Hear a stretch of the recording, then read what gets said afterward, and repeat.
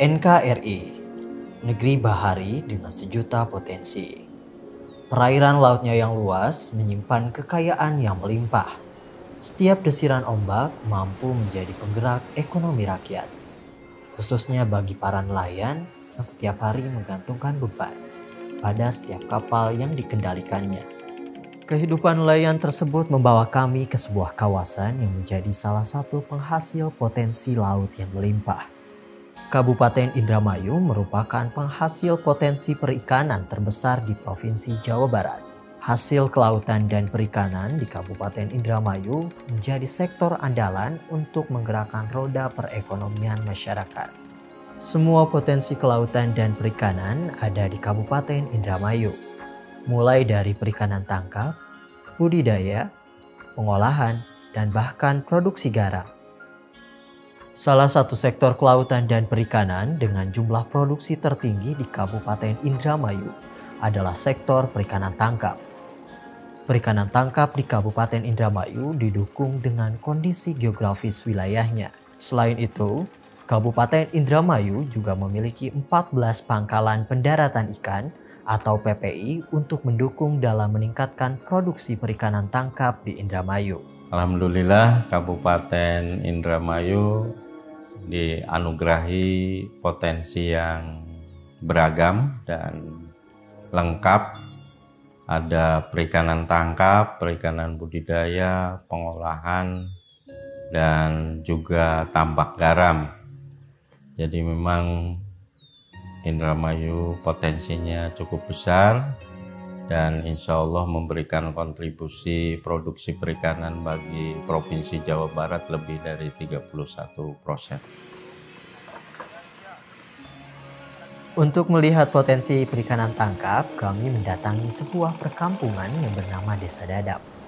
Desa Dadap berlokasi di Kecamatan Juntinyuat, Kabupaten Indramayu. Mayoritas dari penduduk di Kampung Dadap berprofesi sebagai nelayan. Berbagai jenis ikan bisa mereka tangkap, seperti salah satunya ikan yang menjadi komoditas utama penangkapan nelayan Dadap adalah ikan teri. Ikan teri hidup secara bergerombol dalam kawanan besar, dengan jumlah kawanan bisa mencapai ratusan hingga ribuan ekor.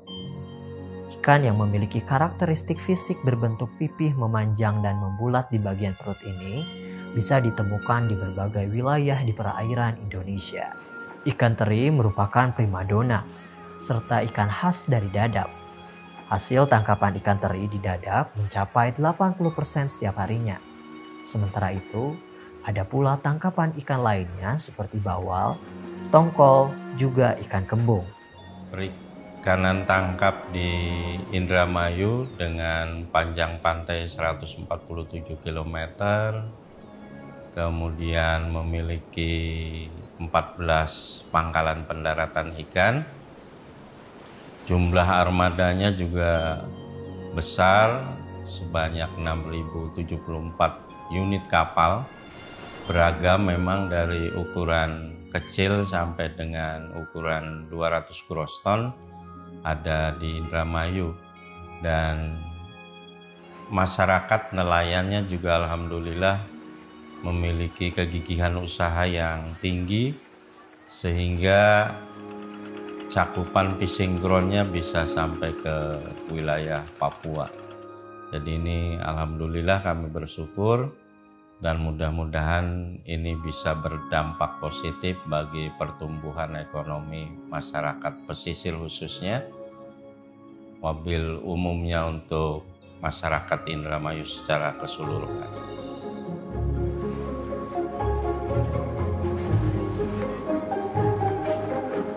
Setiap hari, hasil tangkapan ikan teri yang melimpah dikumpulkan di Pangkalan Pendaratan Ikan atau PPI Dadap. PPI Dadap yang merupakan PPI terbesar ketiga di Kabupaten Indramayu ini menjadi lokasi sehari-hari untuk para nelayan melakukan aktivitasnya.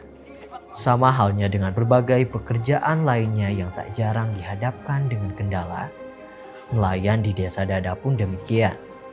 Nelayan Dadap pernah mengalami berbagai kendala dalam menjalani aktivitasnya. Salah satu yang menjadi kendala terbesar bagi mereka adalah terkait dengan permodalan. Untuk bisa pergi berlayar, para nelayan membutuhkan modal yang tidak sedikit guna memenuhi kebutuhan perbekalan. Rata-rata, mereka membutuhkan modal sekitar 1 sampai dengan 2 juta untuk pergi melaut selama 1 hari. Nelayan mengalokasikan modal tersebut untuk membeli berbagai peralatan, terutama jaring yang dibutuhkan untuk menangkap ikan. Tak hanya kebutuhan teknis, para nelayan juga menggunakan modal untuk membeli kebutuhan logistik. Namun kini, permasalahan modal nelayan sudah bisa teratasi dengan hadirnya sebuah koperasi produsen perikanan laut atau KPPL Ngupayamina di Desa Dadap. Sejak tahun 1968, koperasi ini telah menjadi tempat meminjam modal untuk menyokong kegiatan menangkap ikan para nelayan. Jenis permodalan kita fasilitasi oleh KPPL Ngupayamina ini untuk sekarang modal usaha, modal kayak perbekalan dan juga modal kayak untuk pembelian jaring atau apapun itu. Kepengurusan KPPL Ngupayamina saat ini dipimpin oleh Fatur Rohim dengan misi untuk mewadahi para nelayan melalui organisasi formal dan sistem yang lebih baik. Pria asli Indramayu ini memiliki mimpi besar untuk bisa mengoptimalkan potensi kelautan menjadi sumber perekonomian yang menjanjikan. Latar belakang berdirinya KPPL Ngupayamina ini adalah kebutuhan masyarakat, Mas, akan adanya sebuah organisasi yang mengatur dan menyambungkan antara nelayan dan bakul. Nah, di mana posisi KPPL Ngupayamina ini sebagai penengah antara bakul dan nelayan. Latar belakang pendidikan Fatur di bidang perikanan menjadi bekal utama untuk mengelola KPPL Ngupayamina. Setiap hari, Fatur menjalankan tugasnya dalam mengatur anggota dan pengurusnya. Meski pengambilan keputusan terbesar pada koperasi berada di tangan anggotanya, namun hal ini tak bisa lepas dari peran Fatur dalam merumuskan setiap keputusan di KPPL Ngupayamina. Dalam menjalankan tugasnya, Fatur Rohim tidak bergerak sendiri. Ia dibantu oleh pengurus lainnya di KPPL Ngupayamina. Pengurus utama koperasi terdiri dari sekretaris dan bendahara yang mempunyai tugas masing-masing. Sekretaris berurusan langsung dengan anggota dan memenuhi kebutuhan internal, sementara segala urusan keuangan pada KPPL Ngupayamina dikelola langsung oleh bendahara. Untuk sistem pengelolaan KPPL Ngupayamina pada dasarnya sama koperasi yang lainnya, yang dikelola oleh beberapa pengurus yang dipilih oleh anggota. Nah, pengurus ini berasal dari anggota yang memenuhi syarat tertentu yang ditentukan dan dipilih pada waktu rapat tahunan. Pada saat ini pengurus ada 3, yang saya sendiri sebagai ketua, Fatur Rohim, sekretaris Padariwan, dan bendahara Nasuka. Nah, untuk tugas masing-masing ketua biasanya untuk lebih ke eksternal, berhubungan sama eksternal. Kalau sekretaris lebih ke administrasi dan internal ke anggota, bendahara dan untuk mengelola keuangan koperasi.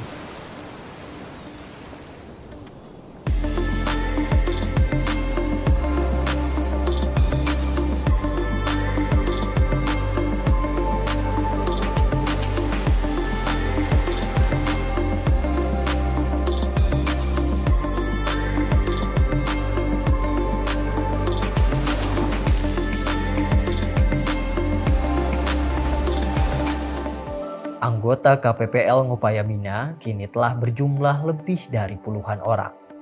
Adapun warga yang ingin bergabung menjadi anggota koperasi terdapat syarat khusus yang harus dipenuhi. Syarat yang paling utama adalah berstatus sebagai warga Desa Dadap. Selain itu, setiap anggota wajib memiliki kapal sebagai sarana operasional untuk menangkap ikan. Adapun mengenai prosedur dalam peminjaman modal ke KPPL Ngupayamina, tidak ada ketentuan khusus bagi anggota yang ingin mengajukan peminjaman modal. Namun, hanya anggota yang aktif di koperasilah yang akan mendapatkan pinjaman. Bahkan, mereka juga akan mendapatkan potongan dari simpanan wajib sebagai dana simpanan mereka di kemudian hari. Syarat pertama untuk anggota yang memang menjadi anggota KPPL Ngupayamina, 1, 2, aktif masih melaut aktif lah. Nah, kalau udah aktif ini pasti punya mana suka. Nah, itu sebagai dasar kita pemilihan modal ini ya mana suka ini aktif intinya Mas. Untuk jangka waktu peminjamannya tergantung ini Mas. Tadi kayak apa? Tergantung kesepakatan. Kadang kita dalam KPL Ngupayam ini ada mana suka dan wajib, itulah sebagai dasar pinjaman ini Mas. Jadi emang untuk waktunya mah kayak apa namanya ya sambil berjalan aja mah. Kalau emang dia masih berangkat ya why not gitu. Setelah mendapatkan pinjaman, para nelayan bisa pergi berlayar. Uniknya, kegiatan melaut ini juga banyak diikuti oleh berbagai kalangan usia.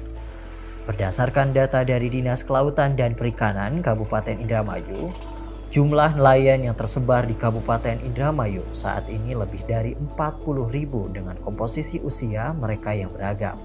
Di Indramayu tercatat sekitar 49.000 orang ada nelayannya, baik dominan memang nelayan di laut, tetapi juga ada perairan umum yang memang tidak terlalu luas. Dan komposisi untuk nelayannya rata-rata untuk kapal-kapal besar seperti Karangsong memang lebih dominan anak-anak muda, tetapi untuk kapal-kapal kecil itu juga beragam dan masih lebih banyak yang udah dewasa atau bahkan yang tua.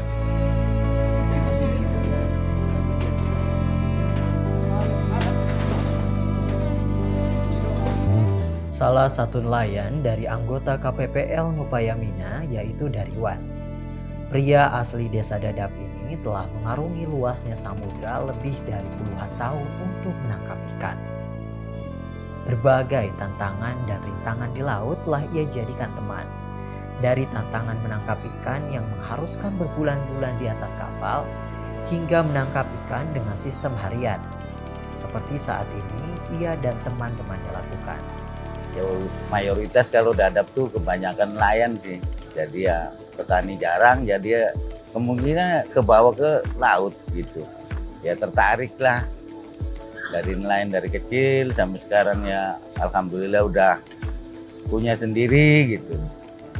Meski usia Dariwan kini tak muda lagi, namun Dariwan tak kalah cekatan dibanding dengan nelayan lainnya.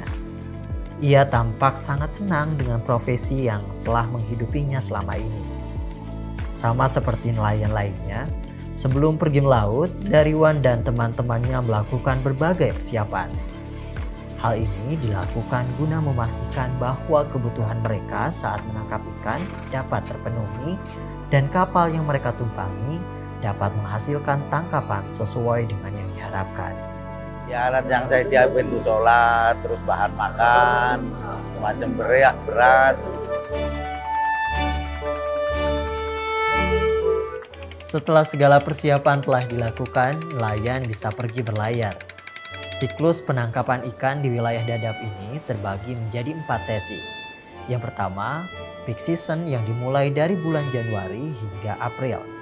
Selanjutnya mid season pada bulan Mei sampai dengan Agustus. Sedangkan September hingga Desember masuk pada low season. Selain itu, permasalahan yang dihadapi oleh nelayan KPPL Ngupayamina yaitu terkait dengan pengeringan ikan. Koperasi belum mempunyai drying oven sehingga masih mengandalkan sinar matahari untuk metode pengeringan. Faktor lainnya yang menjadikan nelayan desa Dadap menangkap ikan dengan sistem one day fishing adalah dengan mempertimbangkan faktor cuaca, tangkapan ikan, serta perbekalan yang dibawa. Kalau anggota saya kebanyakan yang one day fishing. One day fishing ini ya tergantung ininya Mas. Jadi kalau berangkat pagi ya pulang sore, kalau berangkat sore pulang pagi. Ya tergantung pas waktu itu ramenya apa. Nah, tergantung bulan juga.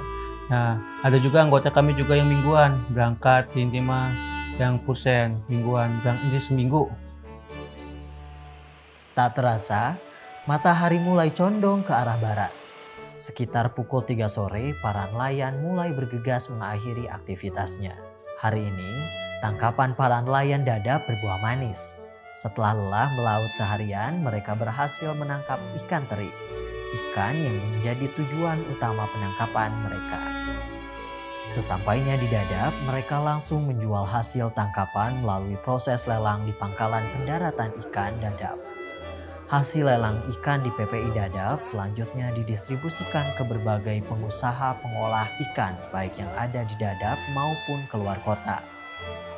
Setelah berhasil menjual ikan hasil tangkapan, para nelayan membayar pinjaman kepada koperasi secara bertahap, sesuai cicilan masing-masing. Sistem manajemen yang baik membuat KPPL Ngupayamina semakin berkembang.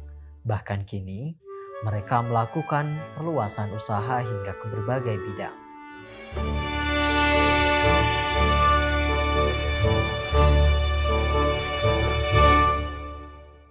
Stasiun pengisian bahan bakar nelayan atau SPBN ini misalnya, KPPL membangun SPBN di dekat Pelabuhan Dadap.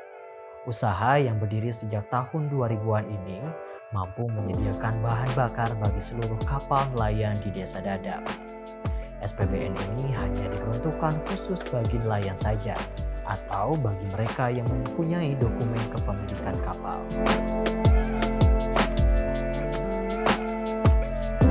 Dulu, sebelum ada SPBN ini, nelayan harus mengisi bahan bakar di tempat lain yang jaraknya cukup jauh dengan lokasi bersandarnya kapal. Namun kini, dengan hadirnya SPBN yang dikelola oleh KPPL Ngupayamina, kebutuhan bahan bakar nelayan dapat dijangkau dengan mudah. Untuk SPBN ini didirikan pada tahun 2005, itu pada saat pengembangan pelabuhan ini satu paket.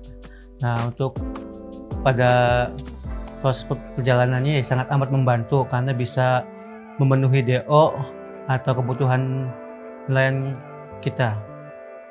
Tak hanya SPBN, keberhasilan KPPL Ngupayamina juga terlihat dari perluasan usaha di bidang lainnya. Warung Serba Ada atau Waserda ini dibangun dari gagasan pengurus untuk memenuhi kelengkapan perbekalan nelayan. Selain itu, melihat adanya peluang yang menguntungkan dari bidang usaha ini, karena kebutuhan belanja perbekalan nelayan terbilang cukup besar, menjadi latar belakang pengurus KPPL untuk mendirikan Waserda. Latar belakang pembuatan Waserda ini sebenarnya ya ide pengurus. Kalau dilihat dari kebutuhan nelayan kan banyak. Dalam satu kapal bisa dibilang bisa dihitung lah, satu kapal anggota kami ada 45. Kalau satu kapal 500 saja satu kapal. Kita bisa 4 kali 45 kan bisa menampung. Untungnya udah dapat. Makanya itu sebenarnya pencetusnya dari pengurus karena emang bisa jadikan unit usaha juga menguntungkan. Daripada beli di luar, keuntungannya buat orang lain lebih baik kita adain Waserda, keuntungannya buat SHO ini, buat anggota-anggota juga. Itulah yang latar belakang pembuatan Waserda ini.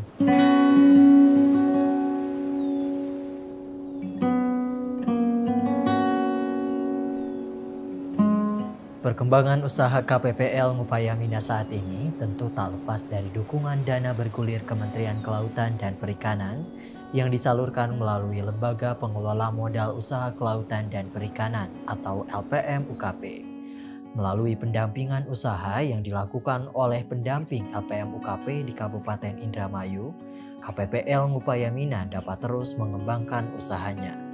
Untuk di Ngupayamina yang sebelumnya masih bersifat kolotisme atau kolonial, nah saya coba mengubah dari si manajemennya. Pada saat di awal sedikit kaku karena beberapa saya masukkan menjadi beban bantahan dari manajemen yang lama. Saya coba bandingkan dengan koperasi-koperasi yang gaya-gaya manajemen terbaru. Dan saya kasih contoh real dari beberapa koperasi yang ada di Kabupaten Indramayu sendiri maupun di luar Indramayu. Namun ketua ini agak sedikit kaku. Akhirnya saya coba, Pak, kalau pengen maju kita harus bisa merubah diri.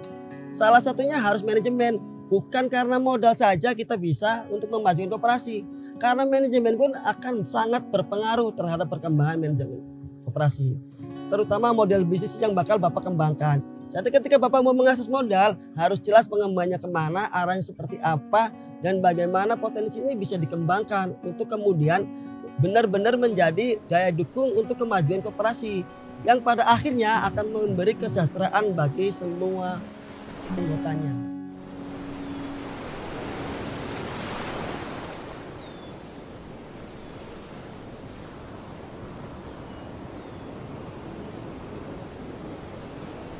Dukungan dari LPM UKP mampu memberi kesempatan KPPL Ngupayamina untuk terus mengembangkan usahanya. Kini, KPPL Ngupayamina telah memberikan kebermanfaatan kepada banyak orang.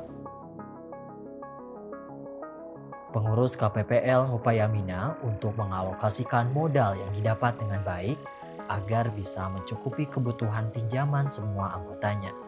Bahkan menurutnya, tidak ada istilah untung maupun rugi dalam koperasi ini. Tujuan mereka hanya satu, yaitu untuk mensejahterakan anggotanya.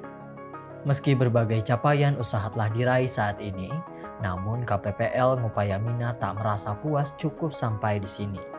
Mereka sudah mempunyai berbagai rencana untuk membuka usaha baru di sektor perikanan dan kelautan lainnya. Untuk harapan saya pengen mengembangkan lagi semua unit usaha yang ada di KPL Ngupayamina ini, ya, untuk membuat ya memperbesarkan semuanya lah intinya mah, sampai bisa dibilang pengennya mah ke taraf nasional. Jadi untuk memperbesar ini ya butuh dana. Nah itu harapan saya ya LPM UKP ini ya akan tetap membantu untuk kayak permodalan dan semua hal yang berkaitan dengan uang lah. Kita dapat pinjaman lagi untuk bisa mengembangkan unit-unit usaha kami. Kesuksesan KPPL Ngupayamina merupakan salah satu wujud dari keberhasilan tujuan pendamping, di mana debitur bisa mandiri dan memberikan kebermanfaatan kepada masyarakat luas. Harapannya dengan pengurus yang baru saat sekarang, apalagi dari kepengurusan ini mayoritas dikuasai oleh kaum-kaum milenial. Dengan adanya kaum-kaum milenial yang masuk di kepengurusan, memudahkan manajemen untuk bisa mau berubah.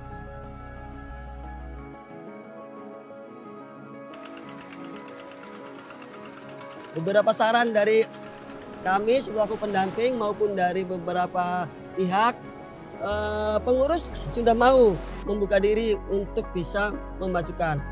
Minta kebersamaan untuk bisa mendukung keberlanjutan koperasi dan kemajuan kebersamaan. Nah, dari sisi-sisi ini, harapan dari pengurus sendiri sudah beberapa rancangan yang bakal diajukan. Mungkin dengan target 3 atau 5 tahun ke depan, pengurus sekarang sudah mulai membahas bersama beberapa penasehatnya, pengurus lainnya maupun beberapa anggota yang dianggap kritis yang mau memajukan koperasi.